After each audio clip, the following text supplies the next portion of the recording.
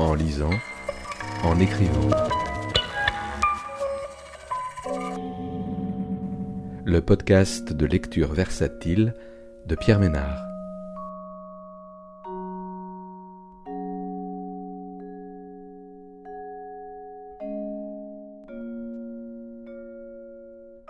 Aujourd'hui, Qui tombe des étoiles de Julien d'Abrigeon, paru aux éditions Le Cartanier en 2025.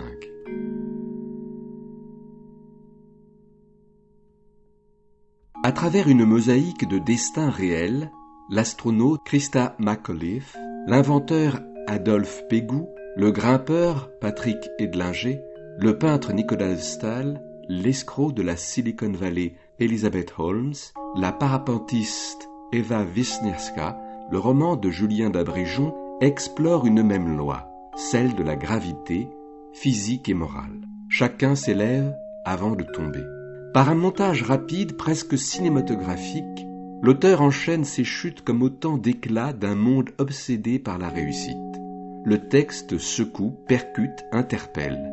Derrière cette prose effervescente et jubilatoire, une réflexion se déploie. Que reste-t-il de nos rêves d'ascension quand tout finit toujours par retomber ? Ce livre invente une forme libre et électrique, une chute en cascade. On vous raconte, on nous raconte, on se raconte tellement d'histoires qu'à force tout se mêle, réalité, fiction. La vie même devient fable. Elizabeth Holmes se raconte des histoires, fait de sa vie un récit, mais sa vie n'est que vide, repose sur du vent furieux, du rien raconté comme plein. Regan vend un récit au monde, même Christa finit par y croire, se berce de ce beau roman d'un futur à écrire. Les conservateurs nous vendent un passé fantasmé, un futur à rebond. Ils pensent encore aujourd'hui qu'il suffit de croire suffisamment en une parole pour que d'un coup de baguette magique, les faits se transforment. Pégout tient son auditoire par ses récits crâneurs, s'inscrit dans la presse par les pleins et les déliés qu'il trace dans le ciel, sans savoir qu'il n'est lui-même que le personnage qu'on a écrit pour lui.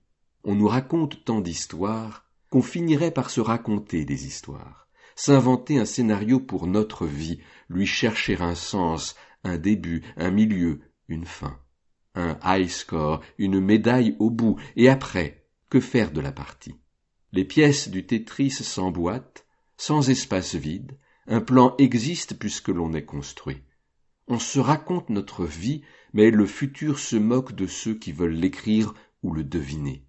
Les Barrès, les Kane, les Holmes ou les Ovide, la tête dans les étoiles. Les Pitty peuvent bien les mâcher, les lauriers repousseront sauvages. On nous raconte les histoires qu'ils se sont racontées, qu'ils nous ont racontées. Une construction jusque-là bien étanche, solide. Mais il suffit d'un joint qui lâche, à froid, et, sous la pression, l'hydrogène s'échappe du réservoir. Dans le bleu de la toile, une déchirure. L'histoire bifurque. On sent que tout se dérobe, que la matière même qui nous constituait devient mousse fragile, s'évapore et s'enfuit. Il reste une mâchoire qui se serre, une gorge qui bloque.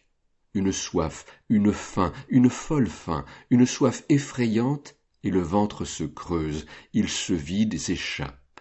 On sent les jambes, les pieds en pâte molle qui flanchent, on n'est plus rien, un trou, une gorge, une mâchoire, et quelque chose monte de la gorge à la mâchoire, passe par les sinus et dégouline par les yeux, sur les joues qui fondent, tout à lâcher. Il n'y a plus de branchette à laquelle s'accrocher, plus de prise, il n'y a pas de bâche en bas, pas de matelas pour amortir la chute, pas de toile tendue ou de trampoline, il n'y a rien.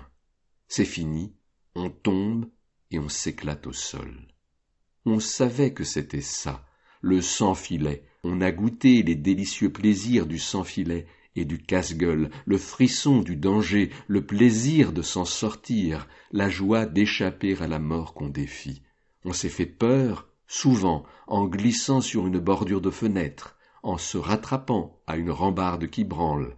Et là était le plus beau, ce dont on riait une fois en bas, On évacuait la mort dans un éclat de rire autour d'une tarte au citron et d'un verre de limonade. On n'avait jamais été si heureux, on avait niqué la mort, rendu à la vie sa valeur en ayant vu son prix en face. Le filet est aussi drôle qu'une paire de plaquettes de frein, qu'un contrat d'assurance. C'est un droit à la faute et, sans la peur d'y passer, la vie vibre moins. Alors on l'enlève ce filet, on est prêt, on a déjà tant de fois frôlé la mort qu'on s'enhardit. On a niqué la mort tant et tant qu'on est devenu intime, on lui fait confiance. On sait qu'on est plus fort qu'elle, puissant, maître de nos destinées. La peur elle-même ne nous fait pas peur. Alors oui, on tente plus fou, plus haut, plus difficile, on saute plus loin, de plus haut, tout va, on s'entraîne, on est lucide. Le danger, c'est notre métier, on est des pros. Là, la difficulté est dans le prochain saut, pas celui-ci, facile. On est concentré sur le proche, le sol. Sergei Tkatchenko, associé de Dan Rapoport et copropriétaire de ce même club moscovite, le Soho Room, était déjà tombé d'un immeuble 5 ans avant lui, en 2017. À Moscou, il était connu en tant que Didi Jeff. Son opposition à Poutine était publique. Une vidéo existe. Elle le montre, accroché à une fenêtre à une centaine de mètres du sol, en chaussettes, se maintenant du bout des orteils sur une corniche de quelques centimètres. Il a les 2 bras à l'intérieur. Il glisse une première fois, se rattrape. Il ne veut pas se jeter. Un visage apparaît, celui d'une femme si l'on se fie à la chevelure. Elle ne lui porte pas secours. Tkatchenko repositionne ses mains vers le bord de la fenêtre. On ne comprend pas ce qui motive chez lui cette prise de risque supplémentaire. Un pied glisse, il voudrait le replacer, mais l'autre suit, et l'attraction l'emporte. Son corps dessine parfaitement sa silhouette, dans la neige, sur le toit d'un supermarché adjacent. Le timing de la vidéo est véritablement digne d'un travail de professionnel. Le vidéaste propose un plan d'ensemble, d'abord la rue, puis l'immeuble. Il panote vers le haut pour montrer sa hauteur, une petite vingtaine d'étages. Ensuite, il zoome sur Tkatchenko. L'action se noue en quelques secondes, sans coupe. Les journaux russes avancent l'hypothèse d'une altercation avec sa petite amie. Il aurait fait cela pour l'effrayer. L'un titre « Une mort ridicule » et avance pour preuve cette vidéo. D'autres se questionnent sur le fait que la femme n'a pas cherché à l'aider, à alerter les secours. Ils disent avoir interrogé les amis de Djidjev pour comprendre comment il s'est retrouvé dans cette position délicate. Dans un élan, il a sauté, sur le rebord de la fenêtre de l'une des pièces où, par une terrible coïncidence, la fenêtre était ouverte. Le corps dédelingé gît, le cœur ne bat plus. Le héros est à terre, loin des caméras. On a tremblé 1000 fois pour lui, on a loué son adresse, sa force, son courage. On admirait son aptitude à tromper la mort du bout des doigts. Jamais nous n'aurions osé.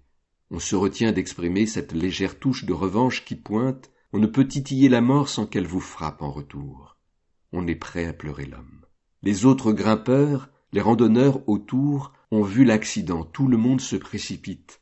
Qui pour porter secours, pour au moins faire semblant d'eux? On se doute que ce sera vain, mais on ne peut pas ne rien faire devant la mort. Il faut bien se rassurer. Un peu. Un temps.